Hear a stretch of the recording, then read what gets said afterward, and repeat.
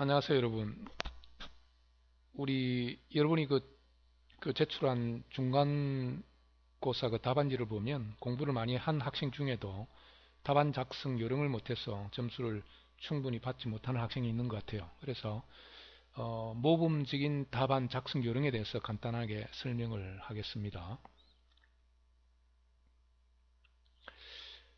먼저 처음에 들어가야 될 것은 질문에 대한 정확한 정의와 답을 하는 것이 중요합니다. 이게 한 50점 이상이 되겠죠.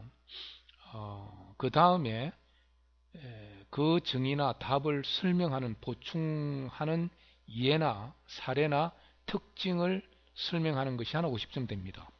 그리고 기타 그 문제와 관련된 용어와 관련된 다양한 내용을 서술하면 이보다 더 좋은 답안이 있을 수가 없죠. 감동적입니다. 예를 들어 보겠습니다. 우리가 코끼리가 무엇인가 하는 질문이 나왔다 그러면 우선 정의를 정확하게 내려야 됩니다. 코끼리는 코가 긴 동물이다. 뭐 이렇게 하면 코끼리에 대한 특징이지 정의는 아닌 것 같습니다. 예를 들면 정의는 코끼리는 육지에 사는 포유동물로서 포유동물 말고도 여러 가지 정의가 있겠습니다만은 간단하게 한다면 포유동물로서 주된 서식지는 산림이나 사바니이다. 수명은 6, 70년 정도 되며 임신기간은 어느 정도 되고 1회에 한 마리 새끼를 낳는다 등 요것이 기본적인 코끼리를 뭐 학술적인 측면에서든지 기본적인 정의가 되겠습니다.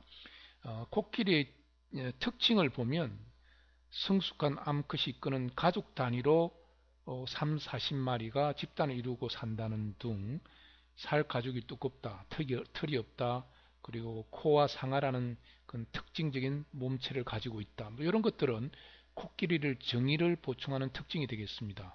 기타 관련 내용으로서는 예를 들면 무태, 육지에 사는 동물 중에서는 가장 큰 것 중에 하나다. 큰 것이다. 옛날에는 공룡이 있었습니다만은 지금 없지 않습니까? 그래서 가장 큰 동물이다. 동물원에서 흔히 볼 수 있다. 뭐 옛날 여러분은 모르겠습니다만은 타잔 영화에도 출연했다. 이런 것들은 코끼리를 설명하는 기타 관련 내용이 될 수가 있겠습니다. 또 우리가 부동산 공부할 때 나타나는 그 인플레이션 공부한 인플레이션 해지에 대한 질문이 왔다. 그러면 어떻게 설명할 것인가? 먼저 정의란 것은 인플레이션 해지란 것은 가격 변동의 위험을 선물의 가격 변동에 의해서 상쇄되는 현물 거래를 말한다. 좀 어렵죠. 쉽게 말하면 가격 변동 등으로 화폐 가치가 하락하는 것을 방어하는 수단이 인플레이션 해지다. 이렇게 설명할 수가 있습니다. 이는 기본적인 정의죠. 이런 정의가 들어가고 그 다음에 인플레이션 해지의 특징을 설명할 수가 있습니다. 예를 들면 물가가 많이 오르는 인플레이션이 발생할 경우에는 현금 가치가 떨어지기 때문에 현금을 보유하기보다는 부동산에 투자하는 것이 부동산 가치가 동시에 따라서 올라가기 때문에 현금 가치를 유지하는 방안이 될 수 있다. 뭐 이런 것들이 특징이 될 수 있겠습니다. 그래서 정의를 이야기하면 한 반 정도 맞은 거고 특징까지 이야기하면 정의를 보다 구체적으로 설명하는 거기 때문에 완벽한 답안이 되겠습니다. 그리고 인플레이션 해지와 같은 여러 가지 신문 내용이라든지 관련 사항들이 있다 그러면 그런 것을 더 내용을 보충을 하면 정말 감동적인 답안이 될 수 있겠습니다. 그런데 인플레이션 해지란 설명을 했을 때 정의는 없이 관련 내용들만 이야기하면 그 좋은 답안이 될 수가 없습니다. 사례를 보겠습니다. 인플레이션 해지란 무엇인가에 대한 질문이 중간고사에 있었습니다. 거기에 대한 예를 한번 들어보겠습니다. 첫 번째 두 가지의 답안지는 한 반 정도 예를 들면 정의라든지 특징에 대한 설명이 좀 부족한 것입니다. 첫 번째 보면 해지 효과란 경제가 인플레이션이 있을 때 가지고 있는 돈을 은행에 넣지 않고 부동산에 투자를 해서 나온 이익을 해지 효과라 한다. 이런 것은 부동산을 구입했을 때 인플레이션이 일어났을 때 우리가 얻을 수 있는 좋은 이점이 되는 것이지 특징이 되는 것이지 정의는 될 수가 없습니다. 정의는.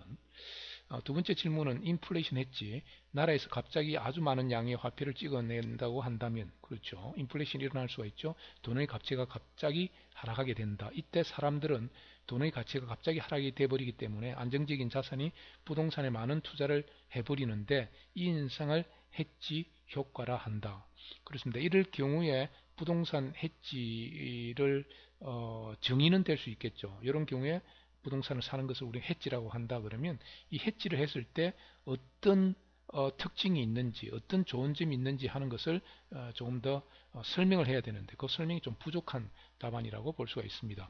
그리고 다음에 나타나는 아래 답안지는 좀 부족한 면이 있지만 그래도 그런 내용이 위에 두 개보다는 좀 더 구체적으로 설명된 것이다. 예를 들면 첫 번째 같은 경우에는 인플레이션은 발생하면 화폐 가치는 하락하고 실물 가치가 올라가는 현상이다.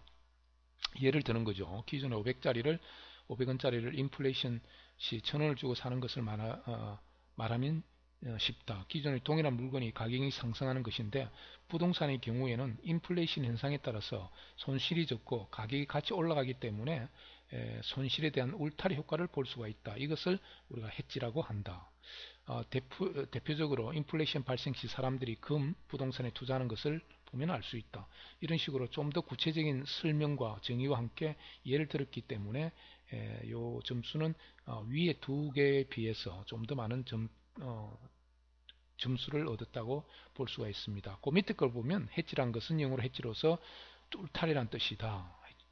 해지 효과란 것은 부동산 분야에 쓰일 때 인플레이션 시대에 현금이 가지고 있을 때 손해보는 것을 부동산을 투자했을 때는 그 현금이 하락되는 것을 부동산 가격이 오름으로써 그 현상을 손해보는 것을 울타리 역할 방어해 주기 때문에 떨어지는 가치에 대한 손해를 막고 금전 손실을 방어한다는 뜻이라는 설명이 들어가 있습니다. 그래서 이 밑에 두 가지는 위에 두 가지 답안지보다는 좀 더 점수를 많이 받았습니다. 공통적인 것은 그만큼 설명이 조금 더 길었다는 거죠. 그리고 용어 설명은 적어도 한 세 줄 이상은 넘어가야 충분히 설명할 수 있을 걸로 생각이 듭니다. 반드시 정의와 특징에 대한 정의에 대한 예나 특징에 대해서 설명을 하는 것이 중요하다고 생각이 됩니다. 집합 등기 불안 여기에 대한 답안도 비슷합니다. 위에 두 가지는 좀 부족한 것이고 밑에 두 가지는 좀 부족해도 그래도 설명이 좀 더 구체적으로 되어 있다. 첫 번째 보면 집합 건물 등기부는 모여서 있는 건물들의 소유권 있는 사람들을 나타내어 준다. 조금 부족하죠. 집합 건물의 등기부라는 설명에 대한 좀 부족합니다. 예를 들어 많은 건물이 모여 있을 때 소유자들은 찾기 어렵거나 혼란스러울 경우 집합 건물 등기부를 자세히 확인한다.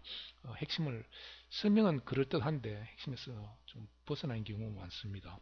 그 밑에 것도 뭐 비슷한 내용이고 괜찮은 답안 두 개를 보면 물론 부족합니다만은 첫 번째 보면 집합 건물 등기부는 아파트 등의 다세대 형태가 집합 건물 등기부이다.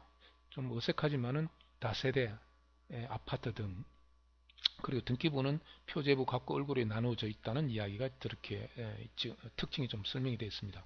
그 밑에 보면 좀 더 구체적으로 나와 있습니다. 집합 건물 등기부는 하나의 건물에 등기가 여러 개 되어 있는 것을 뜻하며 대개 아파트 다세대 다가구가 이에 속한다. 집합 건물 등기부는 단독주택과는 다르다. 그런 면에서 조금 더 지분 이야기가 나오고 좀 더 구체적으로 나오는 거죠. 그래서 이 두 개의 아래에 있는 두 개의 답안지가 조금 더 이렇게 섞여 있으면 두 개가 보완이 되면 감동을 주는 답안지가 될 수가 있겠습니다. 제가 드린 그 모범 답안 설문의 요령에 대해서 여러분이 좀 더 생각을 해보시고 기말고사에는 반드시 질문에 대한 정확한 정의나 답을 먼저 하고 그것을 보충하는 예나 특징을 좀 더 들고 그까지만 돼도 완벽한 점수를 받을 수 있습니다만은 거기에다가 그와 관련된 직접적인 대답과는 관련된 내용은 아니지만 그와 관련된 다양한 내용을 서술을 하면 보다 감동적인 답안이 될 수가 있습니다. 참고하셔서 기말고사에도 잘 보시기 바랍니다. 예, 수고하셨습니다.